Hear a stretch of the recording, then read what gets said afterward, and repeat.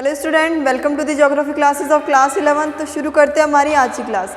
First book जो है हमारी फंडामेंटल ऑफ ज्योग्राफी, उसका 9 चैप्टर हमने स्टार्ट कर दिया था और कुछ इसमें बेसिक चीज़ें हमारी कंप्लीट हो चुकी थी। Chapter number 9 name is solar radiation, heat balance and temperature. इसके अंदर कुछ बेसिक चीज़ें हमने स्टडी कर ली थी। जो हमारा सोलर रेडिएशन है उसे हम उसका जो मीन्स था वो हमने कंप्लीट देख लिया था। जो हमारा सन है और अर्थ है उन दोनों के बीच में जो डिस्टेंस है वो कितनी थी वो मैंने आपको लास्ट वीडियो में बताई दी है। ओके, उसके बाद जो उसका टाइमिंग जो है, जो सन की जो रेज़ हमारी अर्थ पे आके जो गिरती हैं उसका टाइमिंग कितना लगता है वो मैंने आपको बता दिया। ओके, उसके बाद जो टेम्परेचर कितना होता है, जो सन की जब रेज़ हमारे अर्थ पे आके गिरती है तो उस टाइम पे हमारे जो अर्थ है उसका टेम्परेचर कितना होता है वो मैंने आपको लास्ट वीडियो में बता दिया है। कुछ इस तरीके से बताया था। देखिए, ये हमारी अर्थ है, यहाँ से ये सन है। सन की यदि रेज़ इस पे आ रही है तो सन क्या है, इसकी एनर्जी आ रही है। ऐसा ही कुछ बताया था कि सन की क्या आ रही है, यहाँ पे एनर्जी आ रही है। तो ये जो हमारी अर्थ है ये क्या करेगी, कुछ को एब्जॉर्ब करेगी, कुछ को रिफ्लेक्ट करेगी और कुछ को रेडिएट कर देगी। ओके, तो यहाँ पे लास्ट में कितनी एनर्जी बच जाती है, 2 कैलोरी।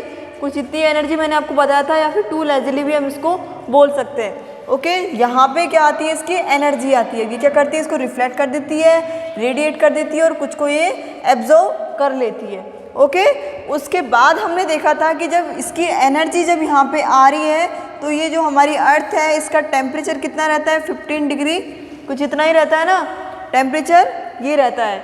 उसके बाद अब देखिए आप लोग, जो हमारी अर्थ है यहाँ पे जो टेम्परेचर है वो कंटिन्यूसली एक तो नहीं रहता। ये तो हम पहले ही लास्ट वीडियोस में और जितने भी चैप्टर्स हैं उनमें हम देख चुके हैं कि हमारी जो अर्थ है उसका जो टेम्परेचर है वो कंटिन्यूसली एक नहीं रहता है, बार बार चेंज होता रहता है। रात का टेम्परेचर अलग होगा, दिन का टेम्परेचर अलग होगा, तो मतलब टेम्परेचर यहाँ पे ऑब्वियसली घटता बढ़ता रहता है। इट मीन्स जो हमारी सन की रेज़ है, अब ऐसा तो नहीं है कि सन की रेज़ परमानेंटली हमारे अर्थ पे आएगी, नहीं है ना ऐसा। तो सन की रेज जब आएगी, जब इसका टेम्परेचर बढ़ जाएगा और जब सन की रेज यहाँ से चली जाएगी, इट मीन्स नाइट का टाइम, तो क्या होगा, यहाँ पे टेम्परेचर चेंज हो जाएगा। उसके बाद देखिए, हमने हमारे लास्ट चैप्टर के अंदर स्टडी किया था सोलर रेडिएशन और टेरेस्ट्रियल रेडिएशन। पार्थिव विकिरण और सौर विकिरण को हमने कुछ देखा था, तो वो देखिए किस तरीके से होगा। एक बार फिर से रिवाइज कर लेते हैं। ये है हमारी अर्थ और सपोज ये हमारा सन। अब क्या हो रहा है, सन से अर्थ पे जो रेज यहाँ पे आ रही है इसको हम क्या बोलेंगे, सोलर रेडिएशन। क्या बोलते हैं इसको, सोलर रेडिएशन। सन की जब रेज हमारे अर्थ पे आके गिरती है तो उसको हम क्या बोलते हैं, सोलर रेडिएशन। और जब हमारे अर्थ की जो रेडिएशन जो है, रेज जो है, जब रिफ्लेक्ट हो जाती है, निकल जाती है, उसको हम क्या बोलते हैं, terrestrial radiation. Terrestrial radiation Hindi translation है इसका सौर विकिरण। सौर विकिरण। और इसका क्या है, पार्थिव विकिरण। पार्थिव विकिरण। ओके, क्या है इसका, टेरेस्ट्रियल रेडिएशन। जब हमारी अर्थ से जो रेज हैं जब रिफ्लेक्ट होती हैं उसको क्या बोलते हैं हम, टेरेस्ट्रियल रेडिएशन। जब अर्थ से जो रेज हमारी अर्थ पे आके गिरेगी, सन से जो रेज हमारी अर्थ पे आके गिरेगी उसको हम क्या बोलेंगे, सोलर रेडिएशन। इट मीन्स सूर्य विकिरण। सौर विकिरण बोल दो या सूर्य विकिरण बोल दो, बात एक ही है। अब देखिए, जो टेरेस्ट्रियल जो रेडिएशन होती है ये कैसी होती है, लॉन्ग वेवलेंथ वाली। कैसी होती है, लॉन्ग वेवलेंथ। वेवलेंथ का हिंदी ट्रांसलेशन तो आपको पता ही होगा, तरंग दैर्ध्य। और सोलर रेडिएशन की यदि हम बात कर रहे हैं तो सोलर रेडिएशन जो होगी वो कैसे होगी, शॉर्ट वेवलेंथ। जो टेरेस्ट्रियल रेडिएशन होती है वो कैसी होती है, लॉन्ग वेवलेंथ वाली। और जो सोलर रेडिएशन जो होती है कैसे होती है, शॉर्ट वेवलेंथ वाली। Short wavelength. ओके, जो टेरेस्ट्रियल रेडिएशन कैसी है, long wavelength, and then solar radiation कैसी है, शॉर्ट वेवलेंथ। अब देखिए वेवलेंथ को यदि हम देखें कैसे हैं, शॉर्ट वेवलेंथ और लॉन्ग वेवलेंथ। देखिए यदि हम पेपर पे ड्रॉ करें किसी भी वेवलेंथ को तो कुछ इसी तरीके से ड्रॉ करते हैं, कर्व ही तो बनाते हैं ना, कुछ ऐसे ही हम ड्रॉ करते हैं। ये अपर वाला जो एरिया है मतलब गर्त, उभार, सॉरी गर्त तो नीचे वाला है, ट्रफ वाला, ये होगा क्रस्ट और ये होगा ट्रफ। उभार और गर्त जिसे हम बोलते हैं, सपोज ये हमारे दो क्रस्ट है और ये दो हमारे ट्रफ है। अब देखिए दो क्रस्ट के बीच की डिस्टेंस या दो ट्रफ के बीच की डिस्टेंस, या तो दो क्रस्ट के बीच की डिस्टेंस हो या दो ट्रफ के बीच की डिस्टेंस हो, क्या बोलते हैं इसको हम, वेवलेंथ। क्या बोलते हैं इसको, वेवलेंथ। वेवलेंथ को किसे डिनोट करते हैं, लैम्बडा से। वही सेम यहाँ पे दो ट्रफ के बीच की जो डिस्टेंस होगी उसको क्या बोलेंगे हम, वेवलेंथ।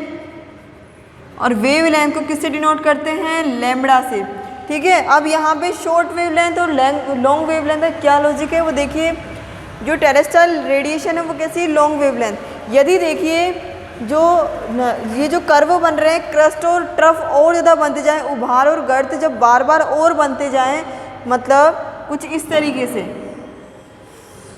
ठीक है, ये वाली यदि कंडीशन हो तो इसको क्या बोलेंगे, टेरेस्ट्रियल रेडिएशन। मतलब क्या है ये, लॉन्ग वेवलेंथ। यदि लॉन्ग वेवलेंथ है तो टेरेस्ट्रियल रेडिएशन, देखिए लॉन्ग वेवलेंथ है ना ये, और यदि हम इसको इरेज कर दें, सपोज इतना ही है हमारा जो वेव है, जो कर्व है वो सिर्फ इतना ही है, यहाँ से ये एंड है इसका, यहाँ तक इसका एंड है ये वाला। तो ये कैसे है, शॉर्ट वेवलेंथ। मतलब शॉर्ट वेवलेंथ जो है वो कैसे है, सोलर रेडिएशन।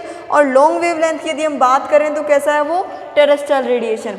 देखिए यदि लॉन्ग वेवलेंथ मतलब कर्व और ज़्यादा बनते जाते हैं, जितने ज़्यादा कर्व होते हैं, यदि कर्व की क्वांटिटी बहुत ज़्यादा है तो क्या बोलेंगे हम उसको, लॉन्ग वेवलेंथ। और यदि कर्व की क्वांटिटी कम है तो क्या बोलेंगे उसको हम, short wavelength. Okay, I hope you understand.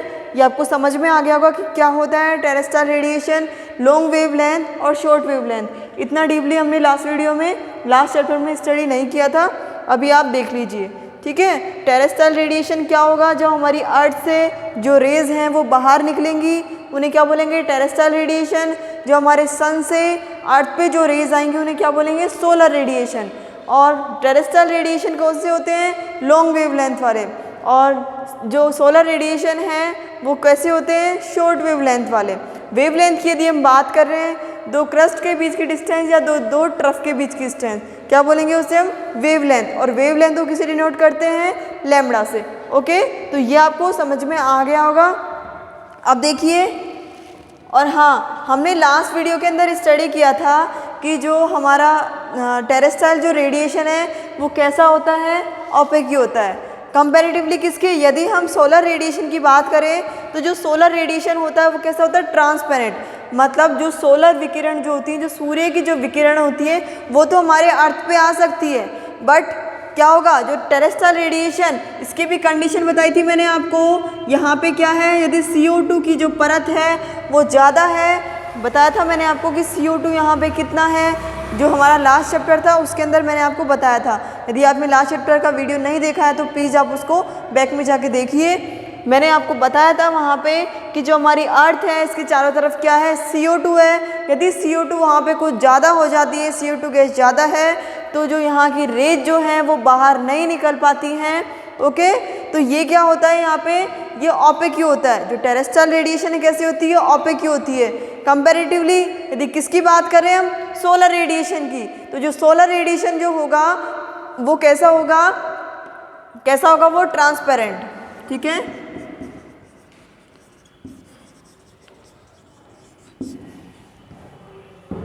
Solar radiation कैसा है, ट्रांसपेरेंट, और टेरेस्ट्रियल रेडिएशन कैसा है, ओपेक। ओके, तो ये समझ में आ गया होगा आप लोगों को। टेरेस्ट्रियल रेडिएशन ओपेक क्यों, कंपैरेटिवली यदि किसकी देख रहे हैं, सोलर रेडिएशन की। सोलर रेडिएशन जो है वो हमारी अर्थ पे आ सकती है, लेकिन टेरेस्ट्रियल रेडिएशन नहीं जा सकती बाहर। ठीक है, तो ये आपको समझ में आ गया होगा। उसके बाद देखिए, जैसा कि मैंने अभी आपको बोला कि जो हमारी अर्थ है यहाँ पे टेम्परेचर हमेशा एक जैसा नहीं रहता है, तो उसकी भी कंडीशन देखिए कैसे नहीं रहता है, ऐसा क्यों है कि वो नहीं रहता है, इसका रीज़न क्या हो सकता है वो देखिए। अब आपको पता है कि जो हमारी अर्थ है वो सन के चारों तरफ चक्कर लगाती है, छोटी क्लासेस में आप इसको स्टडी करते आए हो, ये तो बेसिक सी चीज़ है, सबको आती होगी कि जो हमारी अर्थ है वो क्या करती है, सन के चारों तरफ चक्कर लगाती है। सपोज़ ये हमारा सन है और इसके चारों तरफ चक्कर कौन लगा रहा है, अर्थ। कौन लगा रहा है इसके चारों तरफ चक्कर, अर्थ। सपोज़ ये यहाँ से चक्कर लगाती हुई यहाँ पे गई, ऐसा ही तो कुछ होगा, यहाँ पे गई, फिर क्या हुआ, यहाँ गई और यहाँ पे गई एंड देन यहाँ पे पहुँच गई, ठीक है, ऐसा ही कुछ होता है ना। ये हमारा सन है, कहीं भी इसको कर लीजिए, ये सन है हमारा, और जो सन है, सन के कौन चक्कर लगाता है चारों तरफ, अर्थ हमारी चक्कर लगाती है। जो अर्थ है इसकी एक कंडीशन यहाँ होगी, सेकंड कंडीशन यहाँ होगी एंड देन थर्ड कंडीशन यहाँ होगी एंड लास्ट कंडीशन इसकी यहाँ होगी, इसके चारों तरफ ये राउंड कर रही है।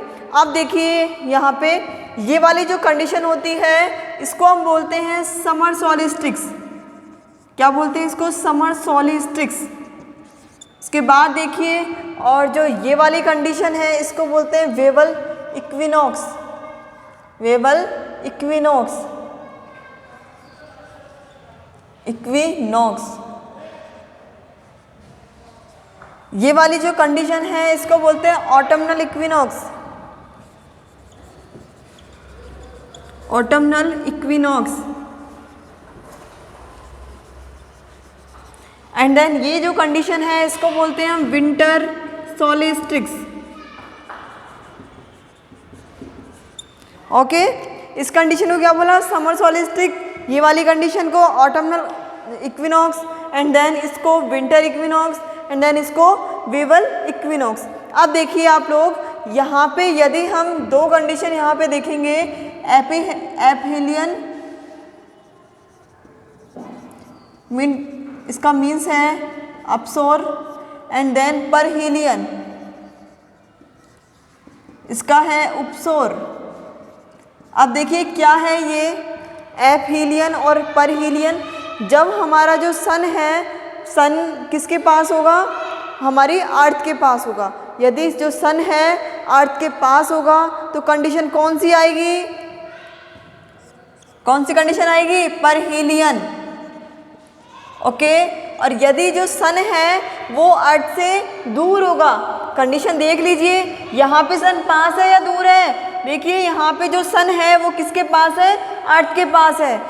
कंपैरेटिवली यदि इसकी हम देखें तो यहाँ पे जो हमारी अर्थ है वो क्या है, सन से दूर है, तो क्या होगा, एपहीलियन। ओके, यदि हमारी जो सन है, जो हमारा सन है वो अर्थ से क्या है, दूर है, तो क्या होगा, एपहीलियन। एंड देन यदि जो हमारा सन है अर्थ के क्या है, पास है, उसको क्या बोलेंगे हम, परहीलियन। इसके हिंदी ट्रांसलेशन से आप देख लीजिए, ए फर्स्ट वर्ड जो आ रहा है, ए का मतलब अधिक, ठीक है। अपसोर जो है इट मीन्स ए का अधिक, और उसके बाद अधिक का मतलब क्या है, दूर, और पर का मतलब क्या है, पास। ओके, तो समझ में आ गया होगा ये चीज़ आपको। जब जो हमारा सन है अर्थ के यदि पास है तो परहीलियन, यदि दूर है तो एपहीलियन। उसके बाद देखिए, आपको पता है हम किस पे डिपेंड ऑन किस पे स्टडी कर रहे हैं, इंसोलेशन पे। इंसोलेशन ही बताया था मैंने आपको, लास्ट जो इसका टेम्परेचर था उसमें इंसोलेशन को हमने स्टडी किया था, सूर्य ताप को। अब देखिए यदि हम यहाँ पे इंसोलेशन की बात कर रहे हैं तो इंसोलेशन सूर्य ताप की यदि हम बात करें तो देखिए आपको पता है, हम किसी भी, जैसे हमारा जो गैस चूल्हा है उस पर जब हम उसको ऑन करेंगे उस पर आग लगेगी, ठीक है, फायर वहाँ पे जलेगी, उस पर हम हाथ रख रहे हैं, तो यदि हमारा हाथ है जो उस आग के पास है, फायर के यदि हमारा हाथ पास है तो जल्दी गर्म होगा, ऐसा ही कुछ होगा, टेम्परेचर जल्दी ज़्यादा बढ़ेगा। और यदि हमारा जो हाथ है वो क्या हो, उससे दूर हो, तो क्या होगा, टेम्परेचर कम होगा। ऑब्वियसली ये तो नॉर्मल सी बात है। तो वही चीज़ ये होगी, अभी जो हमारा सन है ये क्या है, एक फायर बॉल है। क्या है, सन फायर बॉल। ये जो हमारा सन है ये कैसा है, एक फायर बॉल है। अब इससे क्या है, अर्थ यदि पास है तो इंसोलेशन ज़्यादा होगा कम होगा, इंसोलेशन ज़्यादा होगा। क्यों, सूर्य तप का मतलब क्या है, सूर्य की गर्मी। तो सूर्य की गर्मी क्या ज़्यादा है या कम है, यदि आप गैस के चूल्हे के पास खड़े हो तो क्या है, वहाँ पे गर्मी ज़्यादा है या कम है? ऑब्वियसली ज़्यादा है। तो वही चीज़ यहाँ है, यदि आप फायर वॉल के पास खड़े हो तो क्या होगा, गर्मी वहाँ पे ज़्यादा है, टेम्परेचर क्या है वहाँ ज़्यादा है, तो ऑब्वियसली इंसोलेशन क्या है यहाँ पे, ज़्यादा है, इंसोलेशन ज़्यादा है। यदि इसकी हम बात करें तो कंडीशन आपको डायरेक्टली दिख रही है, सन से क्या है, ये दूर है। यदि सन से ये दूर है तो क्या होगा, ऑब्वियसली इंसोलेशन कम होगा। आपका हाथ यदि दूर है तो इंसोलेशन कम होगा, टेम्परेचर वहाँ पे कम होगा। तो वही चीज़ है, फायर वॉल के पास यदि हमारी अर्थ नहीं है, उससे दूर है, तो इंसोलेशन क्या होगा, यहाँ पे कम होगा। देखिए जो इंसोलेशन है वो कैसा है, यहाँ पे कम है। ओके, तो ये चीज़ आपको समझ में आ गई होगी। अब देखिए ये जो चीज़ें हैं, ये जो चार जो चीज़ें मैंने बताई है आपको, वेवल equinox, summer solstice, autumnal equinox and then winter solstice, तो ये सब आप छोटी क्लासेस में मतलब प्राइमरी नहीं 6th-7th क्लास जो होगी उसमें आपने स्टडी किया ही होगा, ऐसा कुछ डायग्राम इस तरीके का कुछ। तो देखिए ये जो आप विंटर जो सोलिस्टिक्स है इसको तो आप जानते ही हैं, ये क्या है, साउथर्न हेमिस्फीयर जो है वो आपको पता है किसकी तरफ झुका हुआ है, सन की तरफ झुका हुआ है।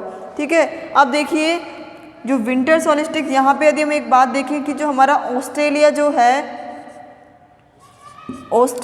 है यहाँ पे जो क्रिसमस होता है या कब मनाया जाता है, यहाँ पे कब सेलिब्रेट किया जाता है, समर में, और हमारे कब किया जाता है, 25 दिसंबर को, इट मीन्स विंटर वैकेशन, है ना, और यहाँ पे समर। और इसका रीज़न क्या है, इसका रीज़न यही है, क्या है, विंटर सोलिस्टिक्स। क्या है इसका, विंटर सोलिस्टिक्स, मतलब यही है इसका कि टेम्परेचर कहीं पर भी हमेशा सेम नहीं होता है, टेम्परेचर हमेशा चेंज होता रहता है। जहाँ पे जब सन उसके पास है तो क्या होगा, टेम्परेचर ज़्यादा होगा, और यदि सन उससे दूर है तो टेम्परेचर क्या होगा, वहाँ पे कम होगा। तो ये कुछ इसकी हमारे चैप्टर नंबर 9 की कुछ मेन चीज़ें थी, बेसिक चीज़ें थी, वो हमने यहाँ पे कंप्लीट की। एंड देन नेक्स्ट वीडियो में हम इसके जो फीचर्स हैं सोलर रेडिएशन के उसको हम स्टडी करेंगे। आज के वीडियो में हमने कुछ बेसिक चीज़ों को ही स्टडी किया है। ठीक है, वैसे तो चैप्टर ही चल रहा है ये, ऐसा कुछ नहीं है कि बेसिक है, ये चैप्टर ही है, लेकिन इसमें कुछ मेन चीज़ें आपको आनी चाहिए, बेसिक चीज़ें, ये हर एग्ज़ाम में पूछी जा सकती है, तो वो चीज़ें हैं यहाँ पे। एंड देन नेक्स्ट वीडियो में हम इसके जो सोलर रेडिएशन के फीचर्स हैं उसको हम स्टडी करेंगे। ओके, तो आज का वीडियो हमारा यही एंड होता है। Thank you so much.